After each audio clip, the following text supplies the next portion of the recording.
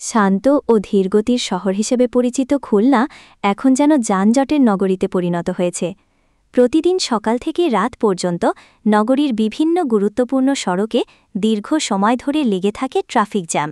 সব ধরনের পানি সমস্যার নিশ্চিত সমাধানে নির্ভরযোগ্য প্রতিষ্ঠান Miraj enterprise and engineering workshop, 50 Debenbabu road, Jinnah Masjid সংলগ্ন জালাল কমপ্লেক্স, ফেরিঘাট মোড়, খুলনা।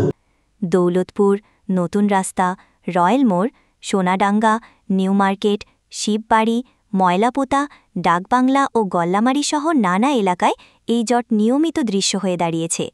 যানজটের কারণে নিত্য প্রয়োজনীয় কাজে ব্যাঘাত ঘটছে।